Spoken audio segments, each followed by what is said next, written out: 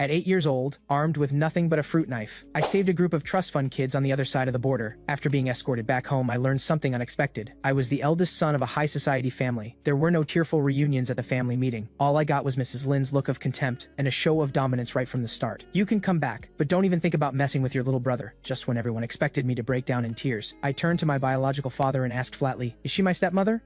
The stylist fixing my clothes nearly choked, barely managing to cover her mouth in time. Mrs. Lin shot to her feet and snapped, "What kind of thing is that to say? How am I your stepmother?" I looked up at her with wide, dark eyes. "Aren't you? If I'm really your child, you lost me for all these years. Shouldn't you be treating me better? Why do you treat an adopted son better than me? And you don't even look happy to see me." My words left her with nowhere to hide. Mrs. Lin stood there like a schoolchild caught doing something wrong, unable to say a word. I turned to my father. "Where's my room?" Lin Bingwen paused. "The one on the second floor by the window." I gave a small nod, then walked straight upstairs without acknowledging anyone. The unfamiliar surroundings since leaving the border had kept my instincts on edge. I hadn't slept in days.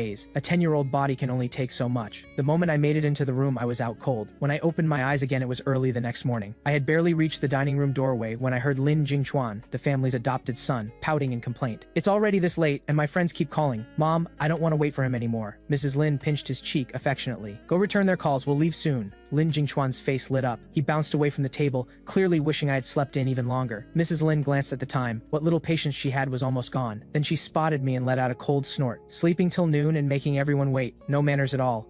And when you meet Jingchuan's friends later, mind your behavior. They come from elite families. It's nothing like where you grew up." I sat down, took a calm sip of milk and said, "I'm not going. Don't wait for me." Mrs. Lin froze. I kept my expression blank and added, "You never asked if I wanted to go in the first place, did you?" Lin Jingchuan sputtered, then yanked on Mrs. Lin's arm in protest. "Mom, let's just leave him behind. Don't buy him nice clothes or a school bag. Let him get laughed at when school starts." Mrs. Lin nodded in agreement, tossed down her napkin, and walked out. Without the noise, I ate in peace. Just as I finished and pushed back my chair, a girl of about 16 or 17 came stumbling down the stairs, hair a complete mess. She dropped into a seat without a word and called out to the housekeeper for breakfast. "No sandwiches today. I want a steak. Hurry up, I'm starving." The butler responded promptly. "Of course, miss. Right away." Then he stepped forward to introduce us. "Miss, this is young Master Chen Chen. He arrived just yesterday. Young Master, this is your older sister, Lin Shiren." Lin Shiren didn't even bother to look up. My parents fought plenty over this kid, and now they had to drag him back to stir things up. The butler gave me an awkward glance, then turned to find me staring intently at the laptop in Lin Shiren's hands. He leaned toward me. "Young Master, is something the matter?" I pointed at the glowing screen. "Where can you buy that?" The butler hesitated. "You mean a computer? Since you're still young and may not have used one before, we haven't set one up in your room yet." I reached under my chair, pulled out a plastic bag and handed him a thick stack of bills. "Is this enough to buy one?" Even Lin Shiren, who had been absorbed in her screen, was caught completely off guard. She burst out laughing. "You want one? Fine, I can get you one. But do you even know how to use it?" I stepped forward without hesitation. "Show me." Lin Shiren waved me over.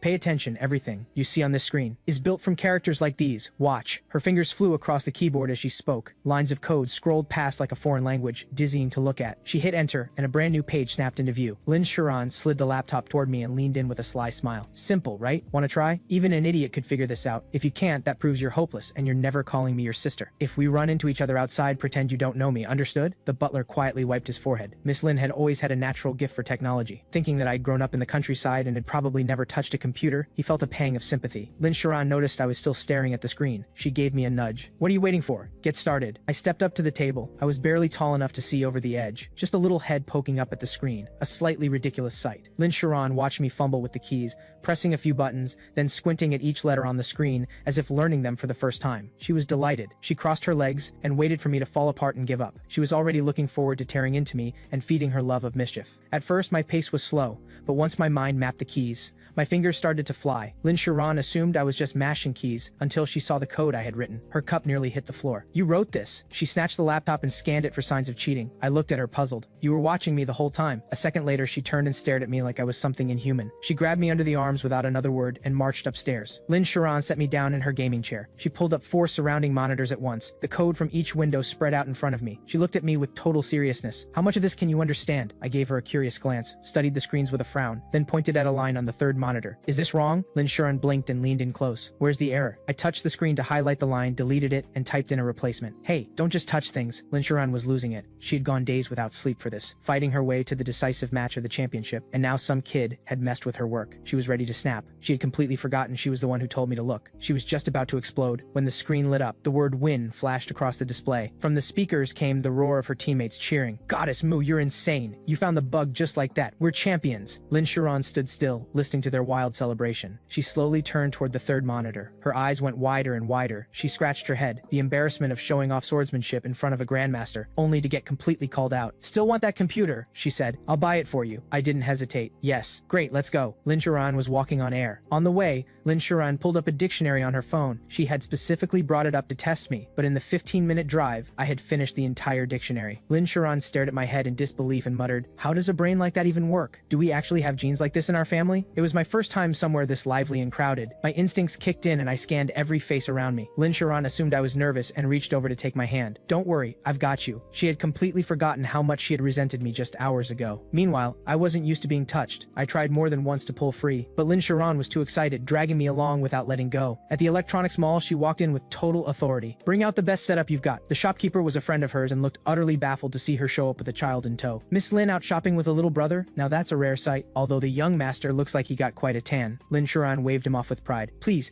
he's nothing like that crybaby Lin Jingchuan. This is my real brother, my blood. I stood quietly by the counter until I felt her grab the back of my collar. It's too big to carry. Have them deliver it. Then she hauled me off toward the bookstore. Inside, she grabbed a stack of beginner programming books and shoved them into my arms. These are for your foundation. Your code structure is a mess. I stood there holding books, thicker than bricks, glancing around, and suddenly spotted a familiar face. The person looked up at the same moment. She walked over quickly. Lin Chen, what are you doing here? I was planning to visit you in a couple of days. Are you doing okay? She was the only person I knew in this city, and someone who had helped me before. I nodded. I'm living with the Lin family now. Things are good, thank you. She smiled warmly. That's great, though watch out for Lin Shuran. She's not exactly the gentle type. I started to shake my head, but before I could speak, a hand grabbed me and pulled me back behind someone. Lin Shuran appeared out of nowhere, storming forward and grabbing the girl by the collar. Yun Ruyao, who exactly are you calling a bully? That's my brother. Why are you getting close to him? You want to fight? Yun Ruyao blinked. You came together? Lin Shuran scoffed. Obviously. Like I'd come with you. Yun Ruyao looked surprised and raised her hands in surrender. Total misunderstanding. Your brother and I came back from the border together. He helped me out a lot, so I just wanted to check in. Yun Ruyao leaned down to look at the books in my arms. Are all of these for you? Can you actually read them? I nodded. Then, remembering she was known for her grades, asked, can you help me pick some study guides? Of course, Yun Ruyao said with a smile, clearly happy to return the favor. She handed me a few titles, then reached out to pat my head, only to be stopped cold by a glare from Lin Shuran. She redirected and pointed to the high shelves. Actually, the fastest way to build reading skills is through picture books, and they're not even boring. Want some? I had never read a picture book. I nodded, curious. You can't reach up there. Let me pick some for you. I was about to agree when my feet left the ground. Lin Shuran had lifted me up again. She smirked at Yun Ruyao. Is he your brother? Mind your own business. Yun Ruyao shook her head with a helpless smile. After picking out some picture books, the three of us left the bookstore. Yun Ruyao suggested ice cream. The sweetness that hit my tongue made my eyes light up. Lin Shuran, who had been watching my expression closely, looked deeply satisfied. If you like it that much, we'll buy a whole freezer's worth. Eat as much as you want. Through the floor-to-ceiling glass, my instincts made me look up, and I locked eyes with Lin Jingchuan's stunned stare from outside. The group of kids outside noticed him stop and followed his gaze into the shop. Isn't that your sister? Why is she in there with some other kid? Yeah. Didn't you say she was too busy for you? Yet here she was, sitting with someone else. Didn't you say your sister adores you? Let's go in and get her to buy us Haagen-Dazs. Yeah, I was just craving ice cream. The group egged him on. Lin Jingchuan bit his lip, eyes fixed on the three of us. Fine, let's go. I want to see for myself how this country bumpkin convinced my sister to hang out with him. Without waiting to be seated, the whole group swarmed our table. Sis! Lin Jingchuan rushed forward first, clinging to Lin Shuran's sleeve and turning on the charm. How could you go out without telling me? We could have come together. All my friends love you. Yeah, Shuran. Jingchuan says you're amazing at games. Can you teach us? Wow, you ordered so much ice cream. Can we have some? Lin Shuran felt her head pound from all the chattering. She shoved Lin Jingchuan's hand away.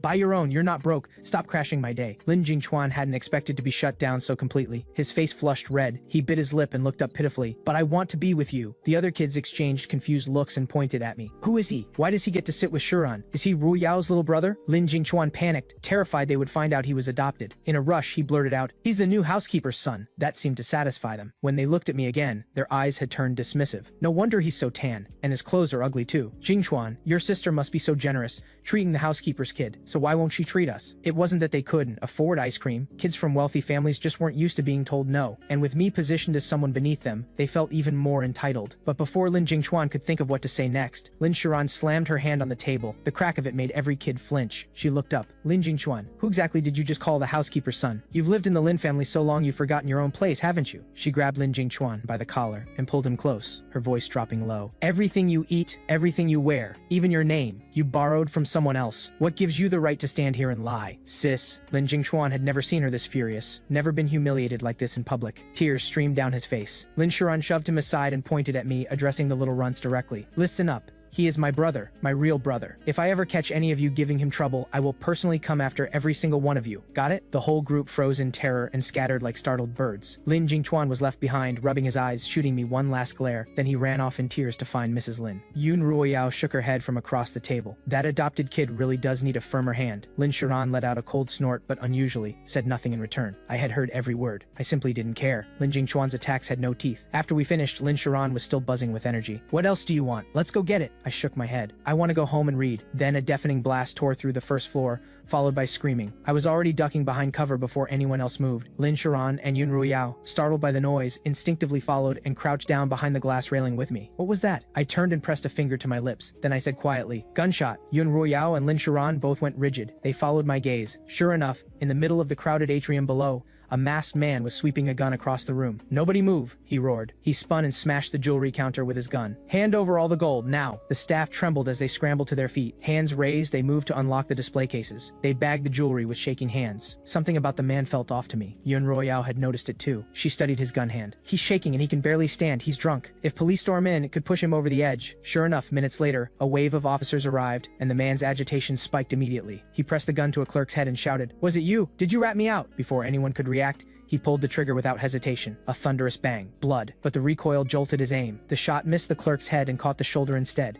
The clerk collapsed, crying out in pain. Even so, the hall erupted in screams, and the crying of children cut through everything. The man followed the sound and spotted a cluster of children huddled together. He marched over, grabbed one by the collar, and jammed the gun against the child's head. "Stop crying! Not another sound!" The child happened to be one of Lin Jingchuan's classmates. Meanwhile, Mrs. Lin, fresh from a manicure, was clutching Lin Jingchuan tightly behind a row of decorative plants. Lin Shuran sucked in a sharp breath. Even if she was just an adopted mother, of all the rotten luck. Then I moved. I crouched low and slipped into a nearby shop. It was an outdoor gear store. The owner was flat on the floor behind the register. I moved fast. A folding knife, a coil of rope. Passing the counter, I grabbed a marker pen too. Yun Ruoyao rushed in after me. "What are you doing?" I looked at her, then at the pen, and handed it over. "You're going to write." Yun Ruoyao had no idea what I was planning, but I was already moving, so she hurried after me. We reached the rest area at the front of the second floor. I came face to face with officers on the other side of the glass, ready to force their way in. I spread both arms wide, stopping them. The people waiting for rescue were desperate, but too afraid to make a sound. They could only watch. The moment Yun Ruoyao caught up, I grabbed her arm. I pointed at the officers, outside. "Use the pen. Tell them. The gunman is drunk and acting alone. He's already shot someone. Now he has a child hostage." Yun Ruoyao finally understood why I had taken the marker. She hurried to the glass and wrote out the information in quick, clear strokes. The officers on rappel lines outside visibly froze. They radioed their commander immediately. I tugged on Yun Ruoyao's sleeve and looked up at her calmly. "Also, he looks like he's carrying explosives. I saw the fuse, but the color was strange." Yun Ruoyao and Lin Shuran went cold all over. Lin Shuran rushed over and crouched down in front of me. "What color was the fuse?" "Colorful," I said.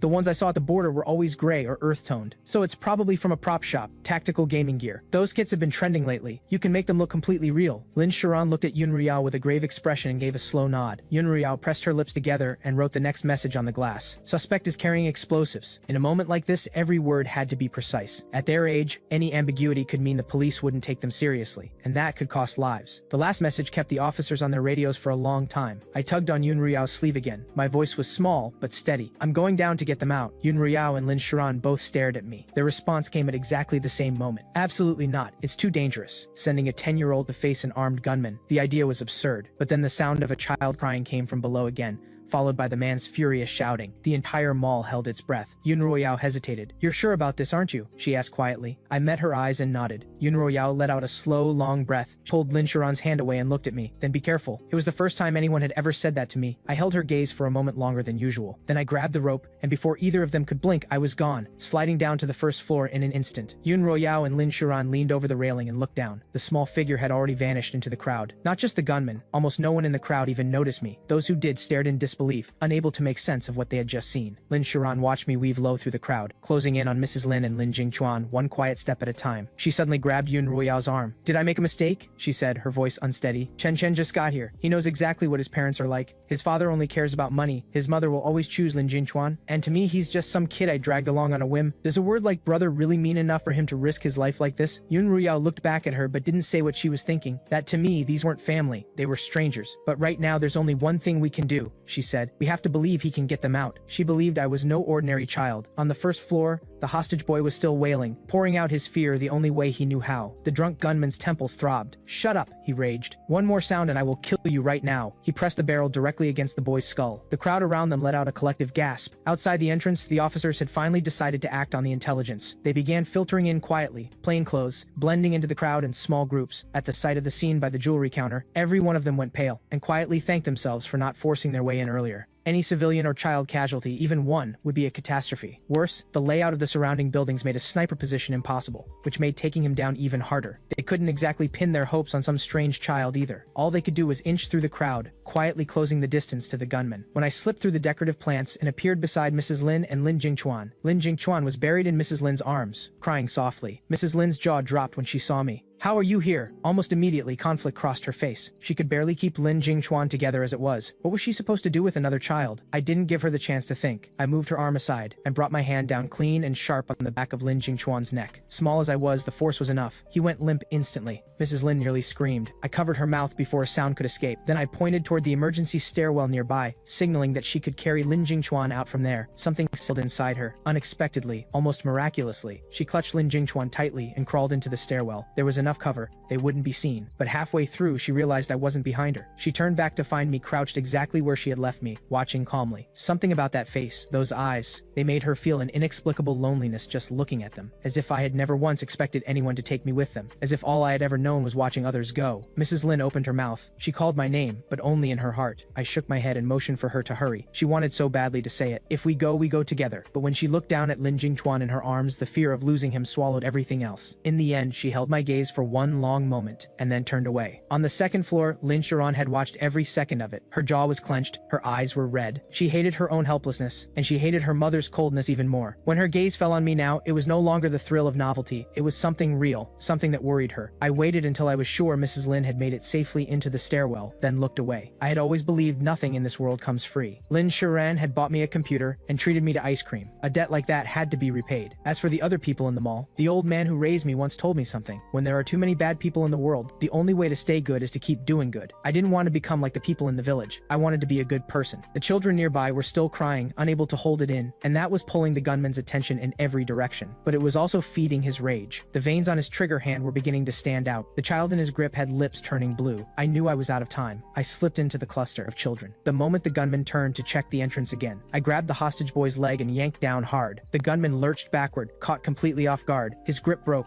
The boy dropped free. "Who did that?" He whipped around in fury, and without thinking drove the gun forward. The barrel connected hard with my forehead. I didn't move. Everyone around us stopped breathing, terrified he would lose it and pull the trigger right then. Any ordinary person would have already fallen apart. An accidental discharge could happen any second, but I didn't cry. I slowly raised both hands in surrender. My eyes were dark and steady. Even the gunman hesitated. Then he decided, finally, one that wouldn't cry and scream. His drink-addled brain made the call without thinking. He grabbed me and made me his new hostage. Nobody had seen it coming. Not Yun Royao and Lin Sharan upstairs, not the officers creeping through the crowd. The police had already found it hard to believe the intelligence they were acting on had come from a 10-year-old child. And now that child's plan was actually playing out. At this point, all they could do was adapt and move when the moment came. Once he lifted me up, I finally had a clear view of where every officer was positioned, but they were still too far away. I needed to wait for them to close the net. For now, all I had to do was stay put and look harmless. But just as the officers were moving in, the gunman's phone went off. The ringtone sliced through the silence. Every person in the room froze. The man seemed to recognize the caller. His expression shifted, tense and unsteady. He dropped me and kept the gun aimed at me with one hand as he dug out the phone with the other. "Is that you? Break up?" No, I won't. You said you wanted betrothal gifts, right? I'm getting them right now. I'll give you everything. I'll come to your door today and propose." But the line went dead. The silence on the other end ignited something in him. Tears poured down his face. He howled, "You're all liars. Every single one of you." The words left his mouth. The gun came up, and just as his finger tightened on the trigger, I lunged. I moved like a ghost, silent and fast, cutting to his side and behind him. The blade caught the light for an instant before I brought it down precisely across his wrist. His scream split the air. The gun clattered to the floor. He crumpled and convulsed on the ground. Through blurred vision, he saw people rushing toward him, and something like despair crossed his face. Then, from somewhere, he found the strength to reach for the gun with his other hand, turning it toward his own stomach. The officers just meters away went pale. "Everybody down!" Everyone charging forward hit the ground and covered their heads, without knowing the yield of the explosive. Protecting themselves was the only logical move. Get low, minimize damage. Then, a second scream. They looked up instinctively, following the sound. I was kneeling beside the man. The folding knife rose and fell, trailing drops of red. The man's other wrist was now soaked through. He couldn't move either hand. I tore open his jacket. At the sight of the device, I didn't stop to check whether it was real. I ripped out the fuse. Then I stood up and kicked kicked away. The dozen or so officers who had been watching in silence, every one of them was stunned. They stared up at me, a child holding a knife, blood on my clothes, blood on my face. If I had been any older, they would have mistaken me for a cold-blooded killer. It took a long moment before they snapped back to reality and scrambled up to cuff the man. When they saw both his wrist tendons had been cut clean through, they looked at me again. By then, Yun Ruoyao and Lin Shiran had rushed over and were checking me for injuries from head to toe. You were in a chokehold.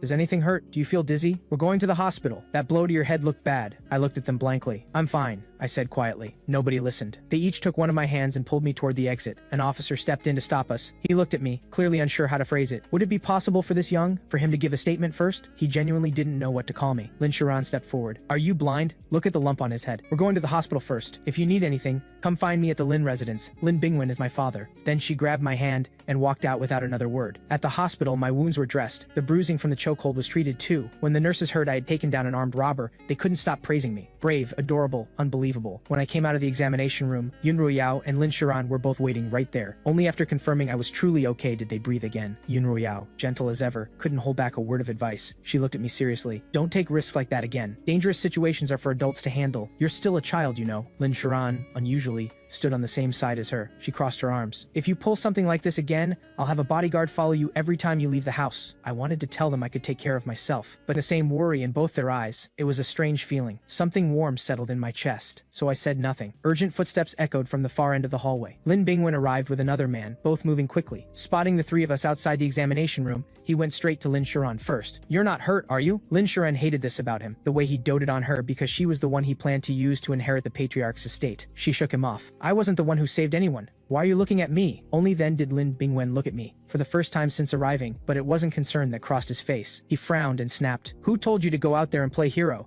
Do you have any idea how dangerous that was? And I heard you knocked out Jing Chuan. No sense of restraint whatsoever. Don't pull stunts like this again. The words landed like a slap. Not just on Lin Shiran. Even Yun Ruoyao's expression went cold on the spot. Lin Shiran stepped in front of me, fury breaking through. Dad, he saved Mom and Jing Chuan. He saved everyone in that mall from getting blown apart. People should be on knees thanking him. What gives you the right to blame him? Can't you see he's injured? Do you even see him as your son? She was furious and heartbroken all at once, like the whole world had turned against me. But Lin Bingwen had just received the DNA report and he felt no guilt whatsoever. As far as he was concerned, I wasn't his child, just some fraud who had crawled out of nowhere. I was already registered under the patriarch's name, a headache he hadn't asked for. Of course his tone was cold. Shiran, stay out of this, he said firmly. He grew up out there. He's used to it. Without proper discipline, he'll cause real trouble down the line. He moved toward me again. The first person to step in his way was Yun Ruoyao. Yun Ruoyao had a reputation. Top marks, impeccable manners, always respectful to her elders. This was the first time anyone had ever seen her look at someone the way she was looking at him now. Uncle Lin, she said evenly, let's all calm down. Then the man who had been silent the whole time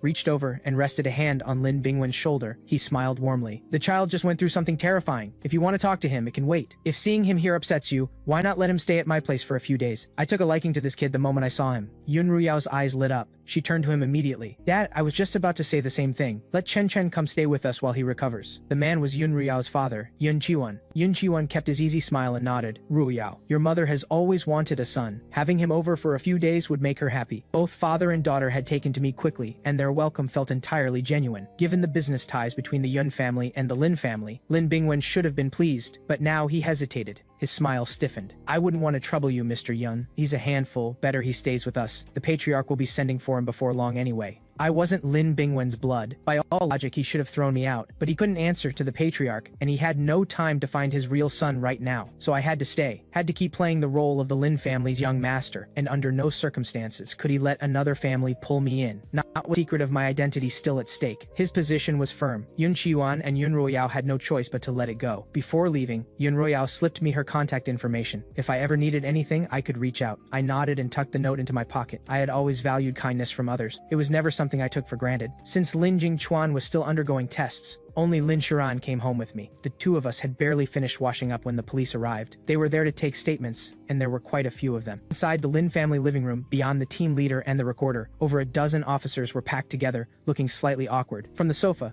Lin Shiran stared at them with a deep frown. Since when does taking a statement require this many people? Someone would think you were here to make an arrest. Team leader Lu Zheng rubbed the back of his nose, quietly embarrassed by his team. He managed an awkward smile. Well, today we owe a great deal to young Master Lin. He practically saved all our lives. Everyone wanted to come and thank him in person. Their captain giving them an opening, the grown men in the back wasted no time stepping forward. One after another, they bowed to me. I sat quietly on the sofa, holding a cup of Haagen-Dazs that had just been delivered. I watched the ice cream slowly melt while mentally counting how many of them still had bowed. My legs dangled in the air, swinging with a hint of impatience. Every officer who had been in that mall today was sneaking glances at me. When I eagerly picked up the tiny spoon and started digging into the ice cream, they all went speechless. If there hadn't been security footage, not one of them would have believed the child in front of them was the same one who had slipped into the gear store, calmly stopped trained officers from breaking through the glass, crept up to an armed gunman alone and let a loaded weapon press against his own forehead. Lu Zheng was just as astonished, but he had seen enough in his career to keep his composure. He turned and nudged his team back into position before speaking. When the shot was fired, were you all together? Lin Shiran nodded and answered first. We had just walked out of the shop after finishing our ice cream. And your first reaction was obviously to take cover, right? Lin Han said it like it was obvious. Lu Zheng kept a pleasant smile on his face, but his eyes were sharp. Most people, when they hear a loud noise, look toward it first. They don't immediately take cover. Unless, of course, someone already knew it was a gunshot. Lin Shiran paused. When she thought about it, he wasn't wrong. And the first person to take cover hadn't been her. It had been me. But instinctively, she didn't want to say anything that might cause problems for me. She frowned and snapped. What exactly are you implying? That we're in on it with the robber? Please don't misunderstand. This is purely routine, he said. Lu Zheng had years of experience. He could see she was deflecting. He didn't press. He kept his easy expression and prepared to take a more patient approach. Then I spoke, from my quiet corner of the sofa. I recognized it as a gunshot. A hush all over the room. Every pair of eyes landed on me. Lu Zheng studied me from across the room, his eyes narrowing slightly. And where would you have heard a gunshot before? I licked the ice cream from the corner of my mouth. At the border, Lu Zheng recalled then. The file on me had mentioned a period at the border where I had been taken. The criminals involved had been armed, but he wasn't sure whether any shots had actually been fired, because every one of them had burned before they could be caught. Your instincts were impressive, he said, closing the file and easing into conversation. His tone was warm and casual. So what made you think to grab the rope and try to help? He had a gun and explosives. Weren't you afraid? Lin Shiran sensed something off about the line of questioning. She hated how he was leading me and opened her mouth to cut in. When I answered first, clear and without hesitation, I was. I nodded, completely honest about my fear. But if I didn't do something, more people would have been hurt. I made a promise to the old man who raised me. I promised to be someone who helps people. My voice was still that of a child, but the words stopped everyone in the room cold. With years of reading people behind him, Lu Zheng could tell I wasn't lying. Every word had come from somewhere deep and real. The steadiness in those dark eyes shook him. He found he couldn't continue the questioning after that. Lin Shiran was moved too. Her hand found the top of my head without her thinking about it. Who is this old man you keep talking about? I glanced at her sideways, as if I didn't quite know how to begin. He raised me, I finally said. I was an orphan. He found me. He fed me, but I never knew his name. Lin Shiran caught the flash of longing in my eyes. Something in her softened. If you miss him, we can bring him here. The Lin family has more than enough to look after one more person. But I shook my head and looked down at the melting ice cream in my hands. It's okay, I said quietly. He's gone. Shot by criminals. I used 50 yuan from my first job as a border lookout to buy some planks. I buried him on the mountain myself.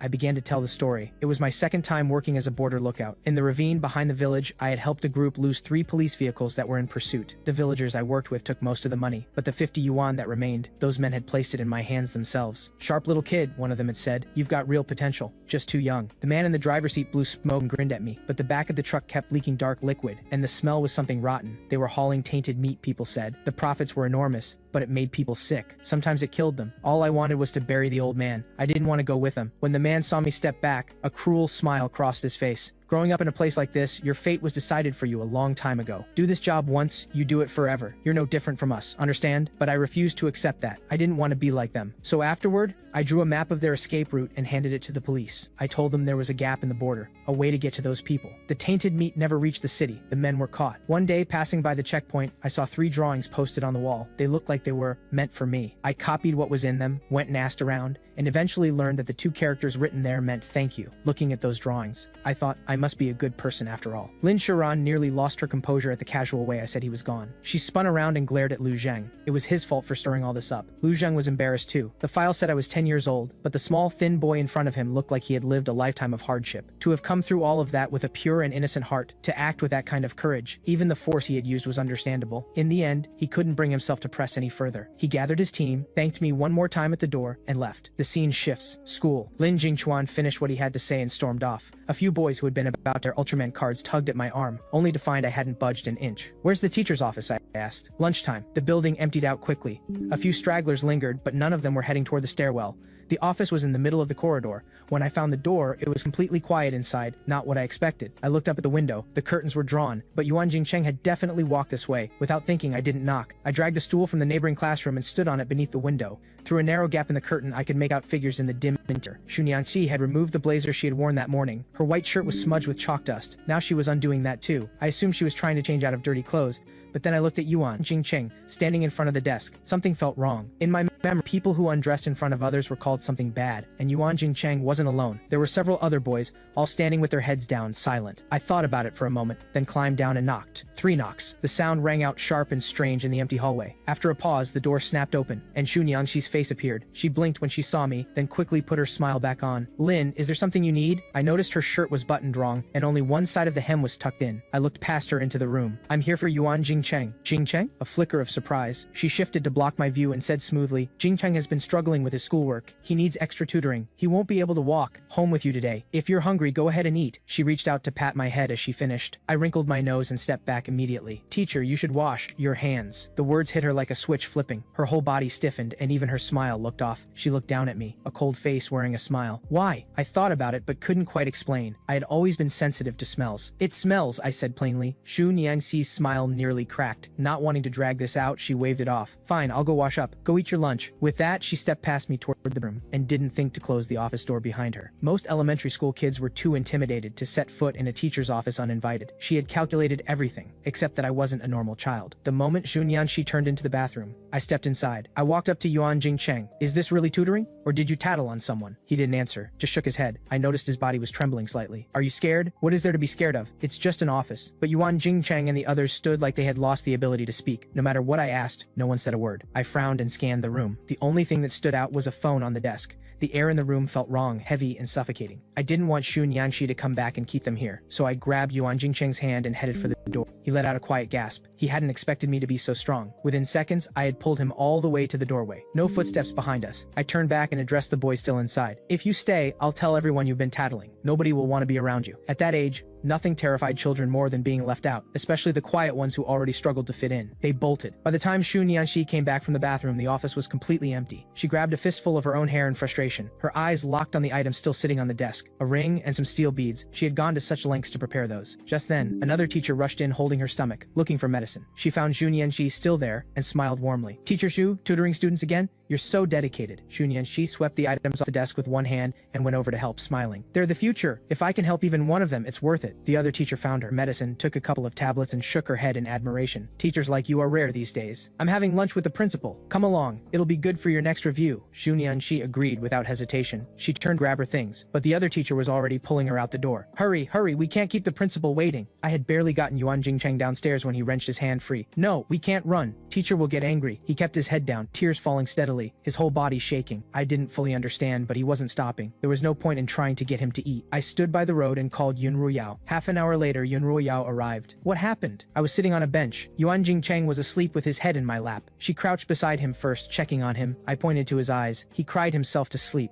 Yun Ruyao had already noticed the swollen, red-rimmed eyes. She picked him up gently and glanced at the closed cafeteria doors, then looked at me apologetically. You haven't eaten, have you? Let me take you both out to get something. She had rushed over so fast she hadn't eaten either. I was hungry too, but there was something I needed to do first. I shook my head and looked at her. Do you have a laptop? Yun Royao blinked. I do. Do you need it? Yes, right now. I got up and walked without another word. Yun Royao shifted Yuan Jingcheng in her arms and hurried after me. She had driven over, and there was a spare laptop in the car. I had used a laptop at the electronics mall before. I hit the power button and unplugged the charging cable she had connected. Then I pulled a phone from my pocket and plugged it in. Yun Royao had just settled Yuan Jingcheng down when she turned and saw it. Whose phone is that? The teacher's, I said, not looking up. It was a good thing Yun Ruoyao wasn't drinking anything, or it would have been all over the windshield. She pressed her lips together. Why do you have the teacher's phone? She almost said stole, because something was wrong. I didn't notice the look on her face. I was focused on connecting the device and working out how to crack the password. A police officer told me once, I added while I worked, that bad people tend to keep their secrets in their phones, because then they can check on them whenever they want. That description made Yun Ruoyao go quiet. Something started to click. You think Xu Nianxi is a bad person? I don't know, I said, shaking my head, but my hands never slowed. In my mind, if something seemed wrong, you found out for certain. Whether she was bad had or not, the evidence would tell me. There was a time when Yun Royale would have said that assuming someone was guilty before any proof was found was absurd, that it was fabricating a case out of nothing. But I had saved her life, and I had proven myself too many times to dismiss. Yun Royale, just like Lin Sharan, had developed a blind kind of trust in me, so she said nothing about returning the phone. Instead, she asked, "Can you get in?" What if?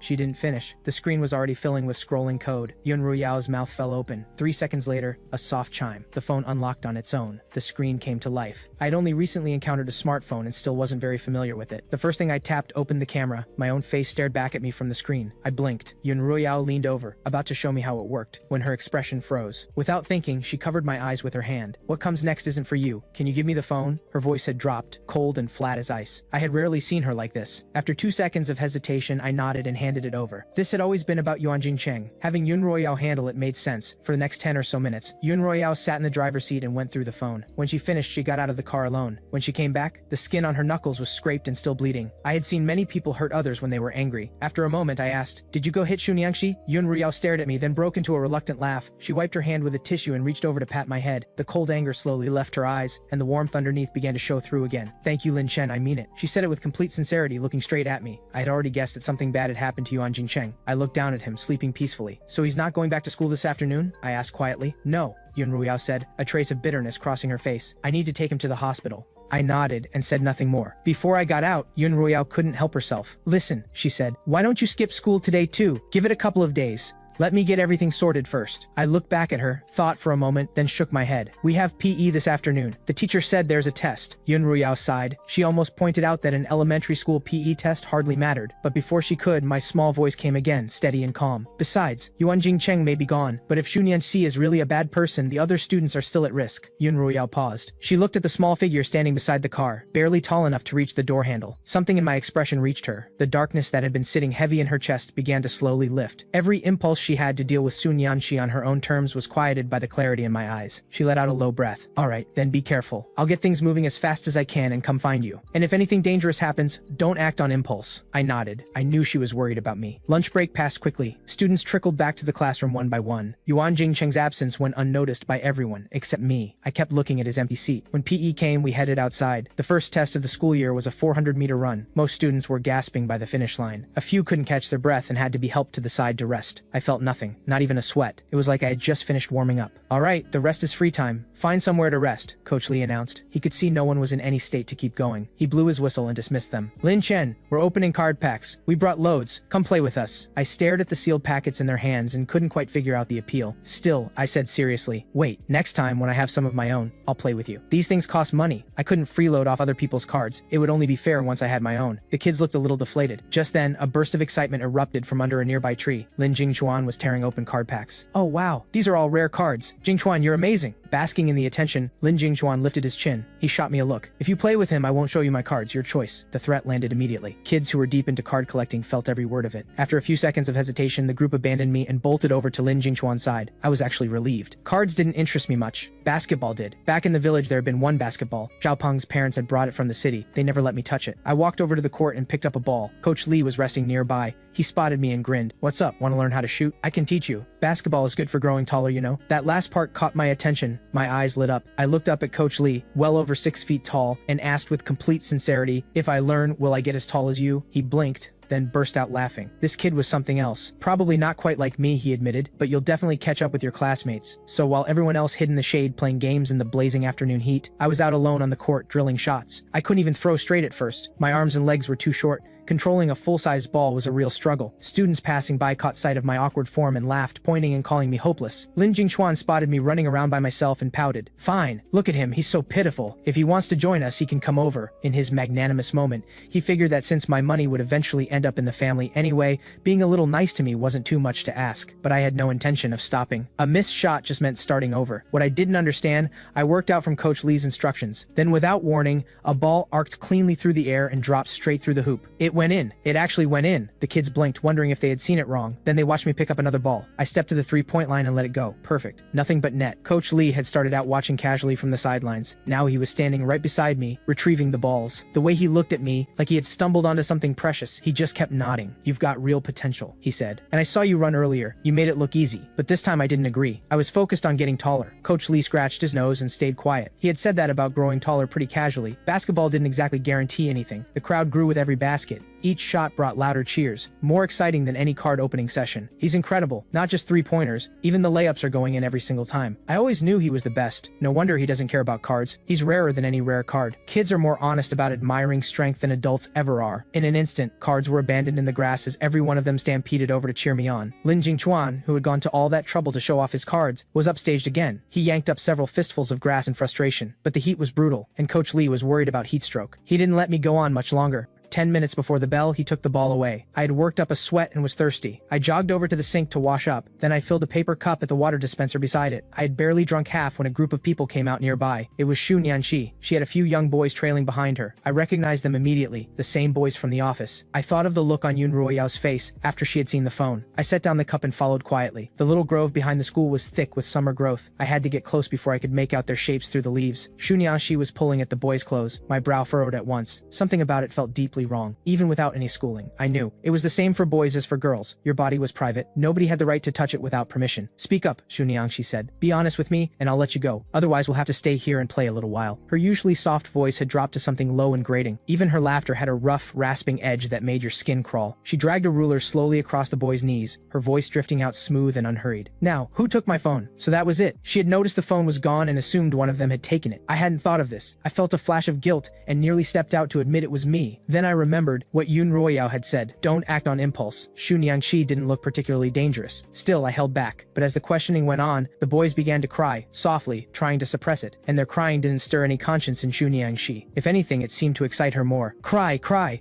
Look even more pathetic. Yes, just like that. It's beautiful." She circled the boys like something had taken hold of her. Then she broke into a wide smile and gave a quiet command. "Now, take off your jackets." I frowned. For a moment, I didn't understand. Then one of the boys reached for his clothes. And in that moment, I understood exactly what Xu Niangxi was doing. Something surged through me, hot and blinding. I thought of a year back in the village when a new teacher arrived. She was a beautiful young woman. She came to find me more than once. She wanted me to go to school. She wove me a pretty flower crown. "Only knowledge can change your fate," she told me. "I came here because I know what education can do. I want to bring that to you. The people here won't always be this way. You have to believe that knowledge can change everything." But the village never changed. Before it could, the young teacher lost her mind. People said she had been attacked out in the cornfields. I went to see her afterward and found the villagers walking out of her home. Every one of them was smiling, smug, satisfied. There was no anger left in them, just a calm that made me feel sick. She never spoke to me again. Later, she threw herself into the river. When she died, she was heavily pregnant. People said there was a child inside her. She didn't want to bring it into the world, so she chose to end it. She died on the very land she had sacrificed her future to change. And all I ever remembered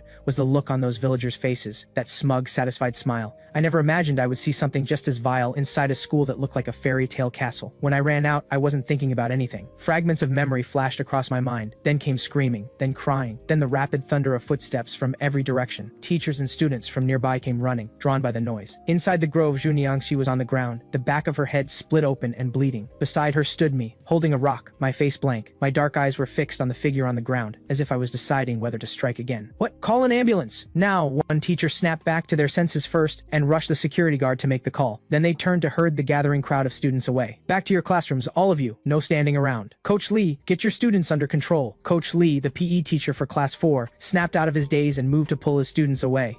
Then Lin Jingchuan's voice cut through the crowd. "Did he kill her? He's a murderer!" Those words hit like a stone thrown into still water. Even those who were too frightened to think clearly found themselves nodding along. A fresh wave of screaming erupted. Students scattered in every direction. My classmates stared at me like I was something monstrous. Coach Lee, who had just been coaching me on free throws minutes ago, raised his voice to calm the crowd. "Everyone calm down. Nothing has been confirmed yet. There may be more to this. Don't jump to conclusions." "I'm not guessing." Lin Jingchuan stepped forward, outraged. "Teacher Xu is the kindest teacher we have. Lin Chen just got here. How could there be any reason for him to do this on his very first day? He's just violent. Even that thing at the mall, that was just him acting on impulse and getting lucky. We were all fooled. Compared to the teacher who had been with him for a year, an outsider like me had no hope of winning the students' trust. And a 10-year-old who could do something like this. Even the adults around us looked shaken. Teachers and students alike had formed a circle around me, watching with barely concealed alarm. Soon, a siren wailed from outside the school gates. When everyone turned to look, it wasn't paramedics who arrived first. It was uniformed police officers. The school's head of discipline looked baffled. Did anyone here call the police? The other teachers shook their heads. At a school like this, even a death would be handled quietly first. Yet here the police were, arriving uninvited. The head of discipline sensed trouble and stepped forward to smooth things over. Officers, perhaps there's been some kind of misunderstanding. He didn't get to finish. A badge flipped open in front of him. Lu Zheng's expression was hard and flat. I'm the head of Criminal Investigation Unit 1. We received a report from a parent. A teacher at the school is suspected of child abuse. We need the school's full cooperation. What? The head of discipline went blank. Child abuse? That's impossible. This is the most prestigious school in the city. Our teachers are the best of the best, domestically and internationally. Something like this simply could not happen here. In front of professionals, those words meant nothing. Whether or not it happened is what we're here to determine. Right now, we need to speak with teacher Xu Nianxi. Lu Zheng slid his badge away. His face gave nothing. The head of discipline was beginning to sense something was very wrong. His face went pale. She is on the premises, but I'm afraid you won't be able to question her right now. A student just put her in critical condition. What? Now it was Lu Zheng's turn to stop short. He looked past the man and saw Xu Nianxi lying on the ground and standing to the side, looking very much like the person responsible. Me. How is it this kid again? Yuan Guodong and Yun Ruoyao arrived at the scene just then. Both flinched at the sight. Yun Ruoyao ignored the officer's barrier and rushed over, grabbing my shoulders. Lin Chen, are you okay? Are you hurt? The paramedics nearby exchanged a look. Clearly the dangerous one here was not this child. While they were silently shaking their heads, the bleeding at the back of Xu Nianxi's head finally stopped. No fatal damage, thankfully. Once her pulse and heart rate stabilized, she could be transferred. The doctor pulled down his mask and turned to me with a weary look. Young man, no matter how mischievous you are, you cannot hit people with rocks. Something could have gone very wrong. You got lucky this time. Don't count on that happening again. But before he finished, I slowly turned my eyes toward Xu Nianxi's face. She isn't dead? The doctor took a step back. This child genuinely wanted her dead. Yun Ruyao saw Lu Zheng moving toward us and quickly pulled me into her arms. She tried to take the rock from my hand, but Lu Zheng's hand was already there, holding my wrist. Miss Yun, we've met a few times now, as old acquaintances. I'd like to have a word with him alone. I don't think that would frighten him, would it? A seasoned detective through and through, one sentence and he had cut off every argument Yun Royao might have made. Yun Royao pressed her lips together. She had no way to stop it. Lu Zheng gave a thin smile and gestured for another officer to take Yun Royao's statement. Then he turned to face me, and the rock with its sharp edge still in my hand. Lin Chen, I know your mind is clear right now, so was it you who did that to the person on the ground? With any other child, he would have needed a counselor present before asking. But Lu Zheng had dealt with me before. He knew how steady I was, so he just crouched down to meet my eyes and asked directly. My mind was clear, but my body still felt slow, like it hadn't fully caught up yet. I looked down at my hands. I think so, I said slowly. Lu Zheng blinked. That wasn't the answer he expected. What do you mean you think so? You don't remember? I tried to recall, then nodded slowly. I was too angry. When I lost control, the details went with it. That only made Lu Zheng more curious. What made you angry? Did you see something? A child who could face an armed gunman without flinching. What kind of fury could possibly overwhelm that? The question brought me back. I turned and looked to the other side of the grove. Yuan Jingcheng and the other boys were being kept apart, shielded. Their parents had arrived at some point and were holding them close, murmuring comfort. I raised my hand and pointed first at Xu Nianxi, then at the boys. My voice came out slow, almost hollow. She was abusing them, in private. The grove went dead silent. Every pair of eyes went wide. It was as if those words had conjured something no one wanted to see. A gust of wind passed through.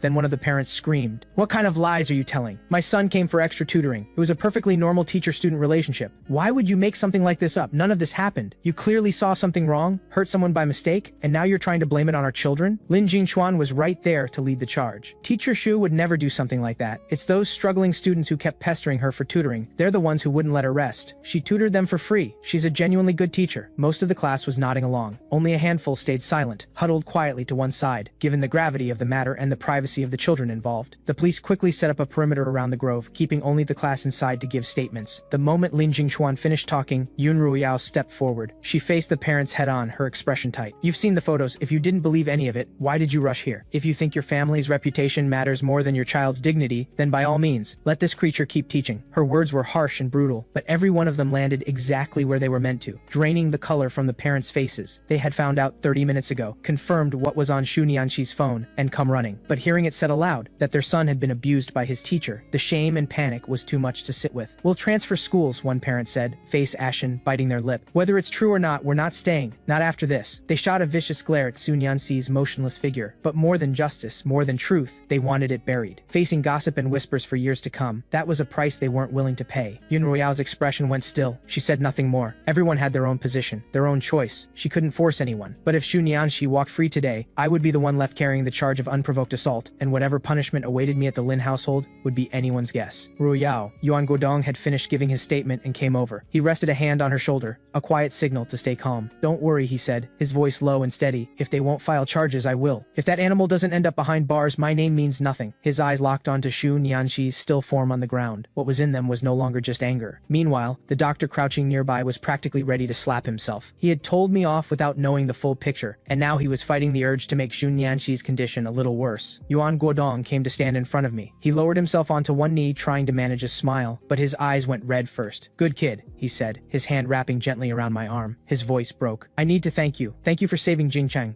It's my fault. I was always too busy. I thought he just didn't like crowds. I thought that was why school was hard for him. If it weren't for you, he couldn't finish." He didn't want to think about what his son would have kept enduring. Every time that thought surfaced, he wanted to strike himself across the face. I could see the guilt and regret on his face, but I didn't quite understand it. So I raised my free hand and wiped his tears. My voice was small, but steady. "The one who did wrong is the bad person. She's the one who should be crying, not you. I don't understand why bad people never feel sorry. And the people who were hurt end up blaming themselves. Shouldn't the bad person be the one to repent? Some detective. Useless at solving cases but extremely good at suspecting the wrong people." Lin Shiran had nothing but contempt for Lu Zheng and his team. She muttered the whole way back, pulling me inside by the hand. She looked at my thin wrists, then immediately went to tell the kitchen to cook more food. By the time Lin Bingwen picked up Lin Jingchuan and came home with Mrs. Lin from the hospital, they walked through the door to find the dining table overflowing with dishes, and Lin Shiran, who argued with everyone about everything, was hovering around me like a satellite. "Can you eat this? Is it too spicy? Try the sweet and sour ribs. You need more meat on you. You're too thin. It doesn't look right. Come on, have more soup. Let me get it for you." Lin Bingwen and Mrs. Lin looked at each other in shock. Neither of them had ever been fussed over like this. Lin Jingchuan, who had only just regained consciousness, burst into tears. He threw himself into Mrs. Lin's arms. "Mom, why does she like him and not me? He hit me today. It really hurt. She should be punishing him, not spoiling him." Mrs. Lin immediately pulled him close and murmured comfort. "So none of you told him anything." Lin Shiran straightened up from the table. Her face was sharp with contempt. She looked straight at Lin Jingchuan's tear-reddened eyes. "You want to know why I favor him over you? Because he walked into a hostage situation and saved everyone in that mall, including you and Mom, while you buried your face in Mom's arms and cried. And now that you've been saved, you're turning around and blaming him." Lin Shiran had never been one to soften her words, but she rarely sharpened them quite this much. Mrs. Lin couldn't stand it. "Shiran, that's enough. Your brother had a frightening experience today. Everyone is fine now. Let it go." Lin Shiran looked at her mother. Disappointment filled her eyes. When she spoke, her voice was tight and rough. "I was the one watching from the second floor. I was terrified of doing something reckless, so I was the first one to go down and help get you out. You took Jing Chuan and left. Do you have any idea? He had a gun pressed against his head. He almost didn't come back. Mom, you and Jing Chuan getting on your knees to thank him wouldn't even be enough. And now you're telling me to let it go?" None of them had ever seen Lin Shiran like this. For a moment, the whole room was frozen. No one knew what to say. Then I reached out my small hand and pointed at a dish on the table. "I want some of that," I said quietly. Lin Shiran wiped her face and turned back to serve me. "You really seem to like fish," she said. "Did you used to live near the sea?" I shook my head. "There's no fish at the border. Occasionally a refrigerated truck would pass through, but the fish always had things stuffed inside them. I've never actually had seafood before. I just think it tastes good." "Slow down. Watch the bones." Lin Shiran was unsettled by everything I had just described. She fixed her full attention on making sure I didn't choke, which meant she had no energy left to pick any more fights with Mrs. Lin or Lin Jingchuan. Lin Jingchuan looked like he still had something to say. Lin Bingwen stopped him with a look and led mother and son to the study. The DNA report came back. He handed the documents to Mrs. Lin for them to read together. Mrs. Lin studied his expression uneasily. "Is something wrong with the results? He shares no biological connection with us. He is not our son." When Mrs. Lin reached the results on the final page, she cried out.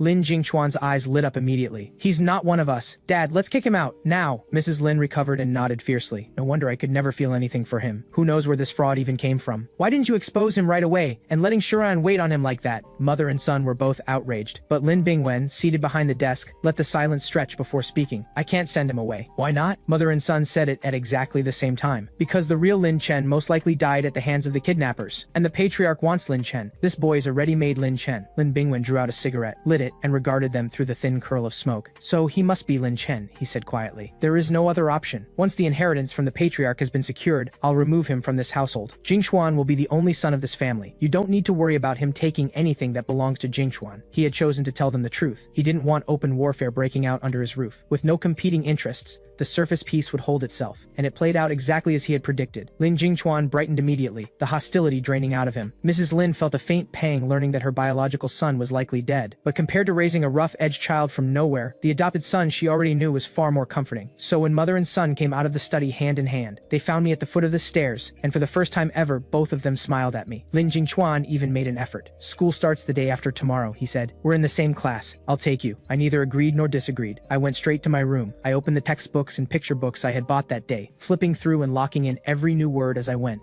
By the time I went to bed, I could read the picture books on my own. Lying there with the storybook in my arms, I found fairy tales a little hard to believe. Why did I keep feeling like the huntsman would actually kill Snow White, and that the 7 dwarfs would never help a stranger for no reason? And with a curse that powerful, surely the prince couldn't actually defeat the witch. But on my second night in the city, everything still felt like something out of a dream. The next morning, I hadn't even gotten up when there was a knock at my door. "Chen, you up?" Lin Sharan poked her head in. She spotted the untouched computer still in its box in the corner, and her expression curdled. "You spent the whole night reading those books? You didn't even turn the computer on? What's the point of those childish things? That brain of yours needs to be put to proper use. Don't waste it." Before she finished talking, she'd already strode to the box and was assembling the machine with practiced speed. When she was done, 4 wide screens surrounded me in a semicircle so complete that I nearly disappeared inside it. "Right now, the East region is running a competition. I'm formally inviting you to join, win, and I'll give you all the prize money." I looked at the screen, expressionless. The Hacker Alliance logo stared back at me. "Is this the proper use you were talking about?" Lin Sharan let out a couple of short laughs. "Taking down the enemy? That's as righteous as it gets." It had started with a provocation from hackers abroad. They hadn't just broken through the defensive lines. They had plastered the official homepage with statements designed to humiliate our country. Before any official response came, the Alliance had decided to send their own message to the world. "We took first place in the tournament a few days ago, which makes us the lead unit this time. We're assigned to Country A's network. But honestly, we're all still pretty new to this. We're not exactly confident." Lin Sharan trailed off, looking slightly sheepish. It was their first time being thrown into the deep end like this. If they failed, they'd be the laughing stock of the entire hacking community. The prize money didn't interest me much. What interested me was that code could be used to strike back. "How long until it starts?" I asked. Lin Sharan checked the time. "Total assault begins in 6 hours." I nodded and opened the programming books from yesterday. It seemed Lin Sharan was worried I might hit something I didn't understand. She decided to stay in my room. She even had the housekeeper bring breakfast up. Mrs. Lin was doing her morning yoga and heard about it. She pressed her lips together but said nothing. After breakfast, I sat with a cup of milk, drinking it slowly. Across the room, Lin Sharan had opened her laptop and was connecting with her teammates. "How are things on your end, Miss Lin? You said you were bringing in a specialist. Has the specialist arrived? I'm already a wreck over here. We're going up against Country A. With what we've got, I genuinely have no confidence." They still had no idea how the championship had actually been won. The whole thing remained a mystery to them. Lin Sharan kept one eye on the situation and offered reassurance. "Relax. The specialist is here. Reading right now." The moment they heard that, the excitement on the other end was immediate. "The legend is here. Where? Let us see." Lin Sharan had been dying to show off. She turned on the camera with a grin that said everything. She angled it to capture both of us. "Well, there you go." The others peered at the screen and something immediately seemed off. "Why does the specialist look so small?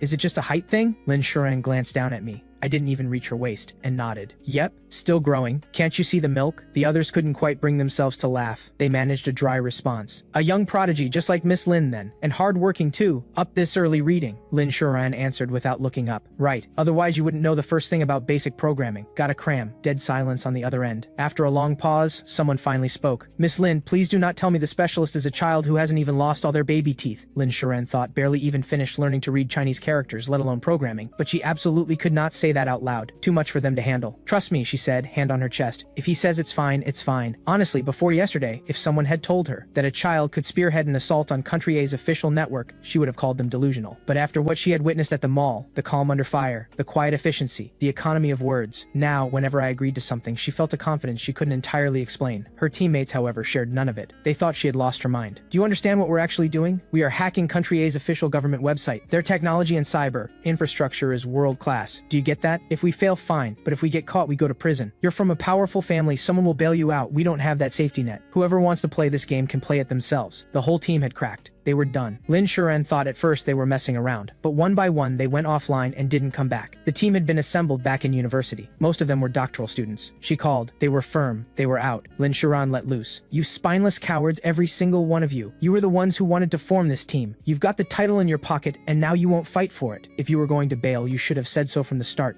I wouldn't have wasted my time." She slammed the phone down, chest heaving, and blocked every single one of them. Then she slumped back into her chair. She turned to look at me, still reading quietly beside her. She let out a short, bitter laugh and reached over to cover the page. "You can stop. Operation's off. We're done." I looked up, my eyes clear and puzzled. "We're not going to be the light anymore?" Lin Sharan sighed. "Being the light isn't that simple. If full-grown adults are backing down from this, what chance do the two of us have? The official response will probably be a stern statement for appearances, and then everyone moves on." Thinking about it that way, she suddenly felt like there was no point to any of it. That hacking for justice was nothing but a beautiful lie. I couldn't quite read the emptiness in her eyes, but I knew what she said wasn't right. Doing the right thing shouldn't depend on whether you're an adult or a child. If it's the kind of thing I was working on yesterday, I can do it. Would you still be willing to go with me? What? Lin Sharan looked up at me, blinking. Then she saw the steadiness in my eyes. The heaviness that had been sitting in her chest swept away. She slowly straightened. "Let's do it. This time we go all in." She opened her laptop and posted directly on the forum. "We will fire the first shot." It was meant as a rallying post, nothing more. But almost immediately, hackers who had heard what happened showed up in the comments. "Heard your whole team quit. What exactly do you think you can accomplish alone? I always thought something was off about how you won that title. Looks like the cracks are showing. Go on then. Fire that first shot at me. Let's see how tough you are. Bet you can't even find my IP." Everyone in the Alliance forum was elite. Nobody deferred to anyone. Lin Sharan's skills were solid. She just looked young next to a crowd like this. These absolute jerks.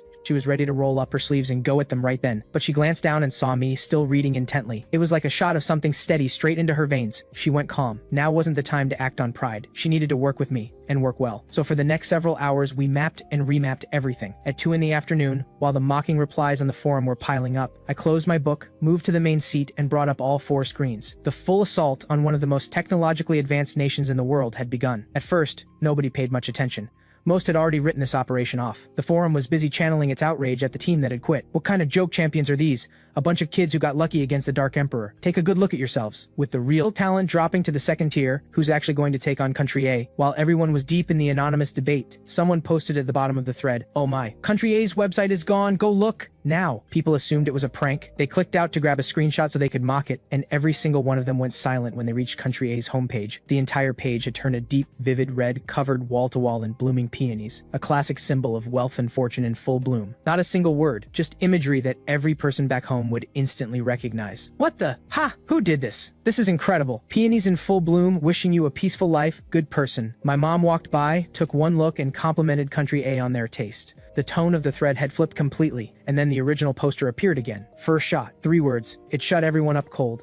It took a moment to sink in. The strike had come at exactly the agreed time, and the lead unit had actually pulled it off. Nobody had been ready for that. There was no time to process any of it. Everyone scrambled back to their own stations, falling into formation to hit the remaining targets in sequence. Up on the second floor of the Lin household, Lin Sharan finished posting her reply, leaned back in her chair and whistled. Then she couldn't help breaking into a grin. She glanced over at me, working intently, eyes on a phone image, fingers steady on the keys. "How does that head of yours work? No text, just pictures, and the most perfectly pointed ones at that." She had been laughing so hard her stomach hurt. I tilted my head toward her. My dark eyes were full of genuine puzzlement. I explained, "Because I can't read their language." Fair enough. For a kid who had only just finished learning to read their own language, a foreign one was a stretch. "And you said this was a greeting image. It has lots of flowers. They're really pretty." I held up her phone with complete sincerity. Lin Sharan made a show of coughing and looked away, slightly guilty. Earlier, when I had asked her how people greet each other online, she had assumed I was being ironic and handed me a folder of the most exaggerated meme images she had. She hadn't expected me to be completely sincere about it, but it had worked out perfectly. After that, I kept quietly refining the images, touching up the visuals while simultaneously blocking every attempt from Country A's side to restore their data. To me, it was manageable, not even particularly difficult, but Country A's technical team on the other side was clearly losing their minds. At one point, an official statement appeared, "This has gone far enough. Release the restriction immediately. Can we not simply communicate peacefully?" Lin Sharan scrolled through the comments and scoffed. Peaceful communication, should have thought of that earlier. Shortly after, Country A's state media released an official announcement. They would be actively tracking and pursuing those responsible for the cyber intrusion. Lin Sharan tensed and glanced at the anti-tracking system we had just set up. She turned to me. "Is this anti-tracking system going to hold?" The code looked impressive, genuinely astonishing, but what if Country A had someone even better? I didn't reassure her. Instead, I shook my head. "I don't know, so I'm going to make the images even prettier." Lin Sharan stared at me. "What does that have to do with anything?" I thought about it and answered. "Beautiful things show sincerity, the sincerity of a greeting." Lin Sharan felt, in that moment, that I might be the most genuinely earnest person she had ever met, but the world of adults was far more complicated than anything I could imagine. She sat up straight. No more leaning back, no more comfort. She watched Country A's tracking activity in real time, bracing herself for the moment officers might show up at the door. I felt her fear. I stopped typing and looked at her. You can leave. If you're scared, you can step away. Even if I get caught, I won't say anything about you. Lin Sharan turned and met my eyes. The shame of having wavered hit her all at once. Let's go. If a little kid like you isn't scared, why should I be? Worst case, we get arrested together. She bit down on her resolve and pulled herself back together. But looking at her, I wanted to say, we weren't the same. She had family. If something happened to her, people would grieve. I was an orphan with nothing to lose. Even if I died, no one would notice. That was why I had never been afraid of any danger. Just then, a private message came through on the forum. Lin Sharan opened it. Another hacker from a different unit. Hey, you there? What anti-tracking system are you running? Any chance you could share it? The username looked familiar. One of the people who had mocked her in the thread. She closed the message without replying. 2 minutes later, another message. Same request. Lin Sharan frowned. Why is everyone coming to me? Go ask the Dark Emperor. The Dark Emperor was the most senior and technically elite member in the entire Alliance Forum. Last time, if she hadn't stumbled into a gap in their defenses, the title would have gone to them without question. The reply came immediately. The Dark Emperor was the first one caught. Apparently, Country A developed a new tracking program and quietly sold it to several other countries. The moment we got in, we were chased out like dogs. You two are the only ones still standing. By this point, Lin Sharan's face had gone through several expressions she didn't have names for. She turned her head slowly and stared at me. Dazed, she hadn't seen this coming. While she had been terrified and quietly doubting me, she had apparently been sitting inside the safest harbor there was. Chen, you are absolutely unreal. She couldn't help herself and threw her arms around me. If I hadn't been so obviously opposed to physical contact, she would have gone the full distance, hugging, squeezing, lifting me off the ground. With the immediate crisis gone, she finally had the bandwidth to think about anyone else. She explained the whole situation to me, then made sure to add, of course we'd be completely justified in not sharing it. They're the ones who looked down on us first. Don't feel any pressure about it. She had no patience for guilt tripping, but after thinking it over, I decided to share it with them anyway. This is being the light, right? Lin Sharan blinked. She hadn't expected me to still be thinking about that. She looked down into my earnest eyes and smiled. Yes. Right now, you are the light. A bright, shining, beautiful light of what people can be. At 5 in the afternoon, the 3-hour cyber siege finally came to an end. Across the targeted sites, bright red flags appeared. No insults, no trash talk. The very first site to be hit was still showing the peaceful peony image in full bloom. Those watching from home were almost universally praising the dignity and composure of the whole operation. Compared to the foreign hackers who had opened with public insults, this response had won on a completely different level. Our own official channels, perhaps grateful that nothing ugly had happened, stayed quiet. By the next day, the homepage banner had been changed to the peony design, and Lin Sharan's original forum post had become a trending topic. Every ID that had mocked her had gone quiet. Some deleted their posts entirely. Others replied in the thread thanking Lin Sharan for setting aside the bad blood and coming through for them. Lin Sharan didn't take the credit. She replied to everyone directly. Don't thank me. It wasn't me. My little brother is a generous one. He led the assault. People read that message several times and still couldn't make sense of it. Someone replied, is this an actual brother or a brother? Never mind if you're just flexing a relationship. Lin Sharan posted an eye roll reaction and typed, my actual biological brother. People had a rough sense of Lin Sharan's age. That made the idea of her little brother even harder to grasp. How old is your brother, if you don't mind? Lin Sharan looked at their cautious tiptoeing question and typed back with full confidence. 10 years old this year. Heh. That reply broke the entire Alliance forum. Every self-proclaimed genius in that community had to reckon with the fact that the operation they had all just witnessed, the one that had taken on the world, had been led by a child. No matter how they looked at it, it was unreal. But after what had just happened, not one person dared question Lin Sharan again, and certainly nobody mocked her. There were, however, plenty of private messages asking if the anti-tracking program was for sale. That night, after her shower, Lin Sharan knocked on my door. She found me bundled in a little blue blanket, curled up in bed with a picture book. For just a moment, she felt a flicker of disbelief, wondering whether everything that had happened today was actually real. When I looked up at her, she came back to herself. She cleared her throat. So, the program. Are you selling it? Yes. I hadn't known code could be bought and sold. I hugged my book and asked, is it worth much? Lin Sharan laughed. She knew the only scale I had in my head was snacks. She gave me a concrete comparison. About 10 times the amount of snacks you usually buy. My eyes lit up. I'll sell. Great. The money goes to my account for now. Tomorrow I'll take you to open your own. She gave a thumbs up and pulled the door shut. I counted out in my head 10 bags of snacks. A smile spread across my face. That felt better than any fairy tale. The next morning I was up early, washed and ready. After breakfast I sat neatly on the sofa and waited. Lin Bingwen and Mrs. Lin were both surprised to see me. Lin Bingwen asked, Chen, up so early? I held my cup of milk and said quietly, waiting for Lin Sharan. Something almost imperceptible moved across Lin Bingwen's brow. Then he smiled and said, you should call her your sister. I turned and looked at him without saying anything. Those dark eyes of mine had a way of looking straight through a person. Lin Bingwen shifted uncomfortably and gave a dry laugh. Well, No need to force it, you're probably still adjusting. He looked away just as Lin Shiran came down the stairs. He called out to her. Shiran, Chen has been waiting for you. Are you two going out together? Yeah, going out. Lin Shiran was still half asleep. Last night the program had been snapped up. All those people who had been so arrogant were now coming to her one after another. It had kept her up until dawn. Now she couldn't stop yawning. She said offhandedly, opening a bank account for my brother. Got money to deposit. Mrs. Lin, who had been meditating by the window, opened her eyes. Deposit money? What does he have to do with this family's finances? Lin Shiran had no energy to deal with her mother this morning. She rolled her eyes and walked into the dining room. Mrs. Lin followed, planting herself beside her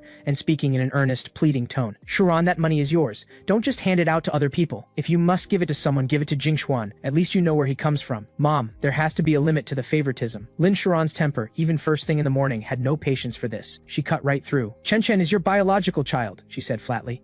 What exactly are you doing, treating him like a thief? Mrs. Lin had no good response to that, and couldn't say the truth out loud. She looked to Lin Bingwen for backup. Lin Bingwen came over and put a hand on Lin Shiran's shoulder. Your mother is just worried about you spending carelessly, he said carefully. He's young. Why does he need a bank account? Can't he just keep his pocket money in a drawer? Because a drawer isn't going to cut it. Her guard was down and she said it without thinking. My brother is something else. He's already made tens of millions selling software online. An account is just more practical. What? Both Lin Bingwen and Mrs. Lin went rigid. Neither of them could believe what they had just heard. Tens of millions from selling software? A child from the border with nothing to his name? But Lin Shiran had no reason to lie. Husband and wife exchanged a glance. The objections died in their throats. Lin Bingwen patted his daughter's shoulder with a look of warm approval. Our Shiran is finally acting like a proper older sister. Since you're going to the bank anyway, go ahead and get his household registration sorted too. After that, we'll be a real family. Since my return, the matter of household registration had never been brought up. Lin Shiran had assumed he had forgotten. Hearing it now, she nodded, satisfied. Fine, leave it to me. I finished my milk in the living room, tilting my head as I watched the warm scene of the three of them together. My dark eyes caught the morning light the way a cat's do, gleaming with something bright and unreadable. After breakfast, Lin Shiran changed into casual clothes and led me out. I was about to get into the family car when I tugged on her sleeve. I looked up. Not this one. Wait. Lin Shiran had no idea what I meant but followed me through the gate. A Rolls-Royce glided quietly to the curb. When it stopped, Yun Ruyao's composed, graceful face appeared. She gave me a wave. I'm really glad you reached out. Have these last couple of days been okay? I nodded and stepped forward to open the door, only to find it a bit too high for me to manage easily. Lin Shiran, with a sour look, walked over and opened the door, then lifted me in. We're running errands. Why did you have to bring her into it? You think I can't handle something this simple? She grumbled the whole way from the door to her seat. I sat quietly to the side. When the car pulled out of the residential gates, I said without warning, I'm not your brother. Yun Ruyao hit the brakes. She turned to find Lin Shiran looking like she had seen something inexplicable. Not understanding why I had suddenly said that, I raised my hand and pointed at Yun Ruyao. If you don't believe me, ask her. Yun Ruyao rubbed her nose. She felt thoroughly cornered, but it had been her idea from the start. She was the one who had suggested it. So when the car pulled over, she laid everything out. All of it. Afterward, Lin Shiran grabbed her and landed several solid punches. Yun Ruyao nearly walked away with internal injuries before it was over. You two conspired to deceive me. Lin Shiran was still furious, feeling like everything she had felt had been built on a lie. Yun Ruyao held her stomach. Her expression caught somewhere between pain and helplessness. At the time, I was afraid the gunman's associates might follow the police back to him. I just wanted him to have a cover. The plan was, once the DNA report came back, I'd bring him to stay with us. Lin Shiran was still seething. What DNA report? She snapped. The DNA test. My father mentioned seeing yours pick up the results yesterday. The pain eased enough for Yun Ruyao to notice that something wasn't adding up. She straightened and frowned. Your father didn't tell you the results? The report had come in yesterday. If Lin Shiran had known the truth, her reaction right now would have been completely different. Lin Shiran opened her mouth. All that heat went murky and confused. I don't know anything. He didn't say a word. And this morning he told me to go register Chen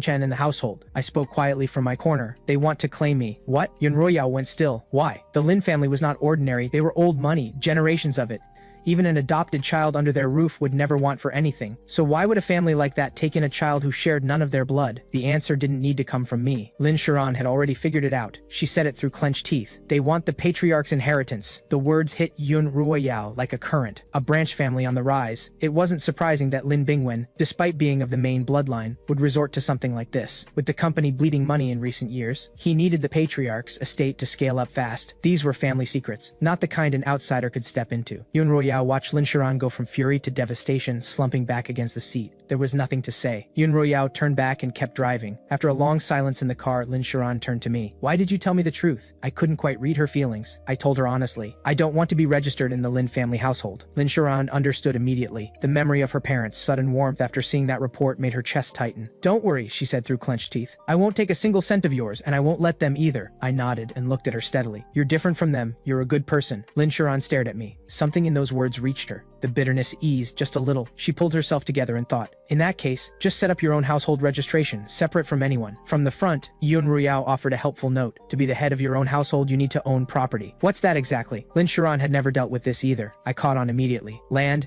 a house. So you'd need to buy property? Lin Shiran frowned. More complicated than she had expected. Yun Ruyao smiled and glanced at me in the rearview mirror. I have an uncle in real estate. If you trust me, I can take you to have a look. Something stirred in me. I agreed almost without hesitation. Yun Ruyao's uncle was, of course, no ordinary person. He was the largest real estate developer in the city. The three of us walked into the sales hall. Yun Ruyao made a call and came back. Unfortunately, he's traveling for business. He can't make it, but he's arranged someone to take us around. I looked at her. I'm not in a hurry. I walked to the glass display case in the middle of the hall and leaned in, studying the building models inside with curiosity. Growing up, I had lived in a crumbling single-story house with scorch marks everywhere. People said someone had died there. The old man would wipe a small section of the wall each day until it came clean. When it's all clean, he told me, this will be our home. I didn't understand. As long as there was a roof keeping out the wind and rain, that seemed fine enough to me. So I asked him, can a place be home just because you and I are in it? I remember his eyes were warm and kind, but he still shook his head. Only a proper house can be a home, he said. A clean place, a warm and welcoming place. That's what makes people want to come in and become your family. I wanted to say I didn't need new family. As long as he was there, that was enough. But the soot on the wall was never fully wiped away before he was gone. All those years after, I lived in a thatched hut behind the village, or I kept watch through the night on the village road as a border lookout. I never had a home. Now looking at these beautiful models, I thought, if I bought a house like one of these, the old man would have loved living in it. Then someone shoved past me from the side. For goodness sake, whose child is this running around causing trouble? She was the one who had bumped into me, but she was the first to start complaining. She clutched her skirt and made a scene. Do you have any idea what this outfit costs? Could you even afford to replace it if it were ruined? A sales assistant hurried over to apologize. We're so sorry, miss, this was a lapse in our management. Please let us make it right. Another staff member came over and bent down to ask where my parents were. Calming down is one thing, the woman cut in loudly. This little brat owes me an apology. If his parents won't discipline him, I will. And don't try to stop me. I know your manager personally. She threw the manager's name around like a weapon, chin lifted high. Every staff member on the floor froze. Satisfied with the effect, she squared her shoulders and walked up to me. She looked down at me with undisguised contempt. Pengcheng Realty, letting in absolutely anyone these days. Look at you, scraggly little thing. I bet your parents dragged you here to see how the other half lives. Sad to say, people like you could work your entire lives and still never afford a bathroom in this building. I caught the heavy wave of her perfume. Underneath it, something faintly familiar. I quietly took a half step back and turned to the staff member beside me. Are the bathrooms here expensive? The assistant blinked, looked down at my completely serious face, and immediately burst out laughing. The woman was not amused. Excuse me, what is that look? Can't you see I'm in the middle of disciplining him? She shoved the assistant aside and reached out to grab my ear. I was sensitive to hostility. My head tilted instinctively and she missed. Behind her was the glass display case. Caught off balance, she stumbled straight into it. Ow! Everyone in the hall startled. The woman's knee had caught the corner of the cabinet and was bleeding. A bald man who had come in with her panicked and had no idea what to do through her crying. She pointed at me and wailed, "Babe, that horrible child did this to me. You have to get justice for me." The bald man turned on the staff, face twisted with anger. "Why haven't you thrown him out yet? Get his parents in here to apologize and pay up, or I'll sue them into the ground." The staff exchanged uneasy looks. One started to guide me away, hoping to diffuse things for the moment. Then two striking young women walked through the front door, both wearing expressions darker than the other. In a few long strides, they were in front of me, side by side, blocking any path to me. Lin Shiran held a coffee in her left hand. Well, someone's got quite the nerve, throwing people out like it's her place. Didn't know Pengcheng Realty was your family business. In her right hand, a small cake. She raised her chin and looked straight at the bald man. The bald man went rigid. Miss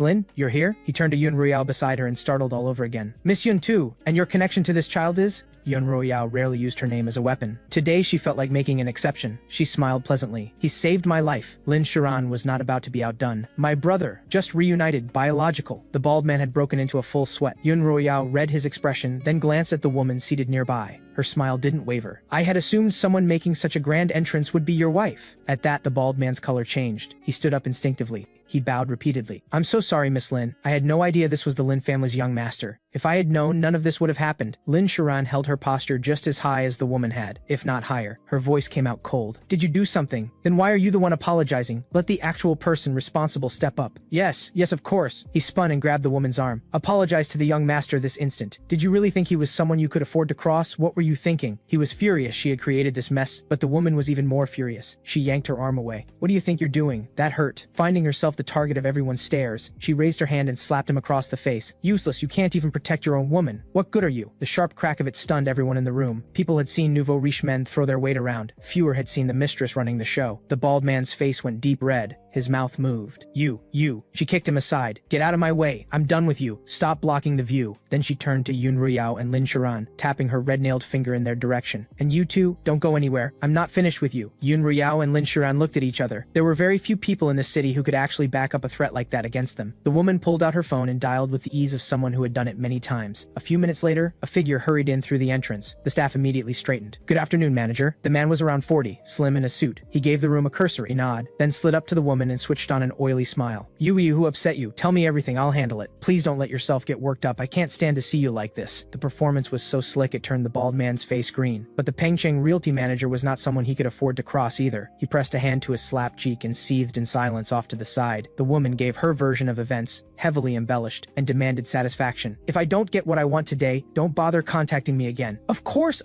leave everything to me, the manager cooed. He was practically bowing and scraping like a devoted servant. Then he turned to face Yun Ruyao and Lin Shiran, his expression shifting into a frown. This is a premium residential sales center. It's not an appropriate place for children. You have disturbed our client. An apology is in order. Yun Ruyao almost laughed. You've got quite the speech prepared. You don't recognize me? My father's surname is Yun. He knows your boss. The Yun and Yuan families were connected through marriage. Proper ties. Yun Ruyao had been to this building more than once. At the reminder, something clicked in the manager's memory. His expression shifted, a flicker of difficulty crossing his face. Then the woman behind him let out a cold sound, and his spine stiffened again. Regardless of who you are, he said firmly, Pengcheng Realty puts its clients first. I'm asking you to apologize immediately. Yun Ruyao's expression stiffened slightly. This was getting awkward. She glanced at Lin Shiran beside her, who was enjoying this entirely too much, and murmured, looks like your name doesn't carry much weight here either.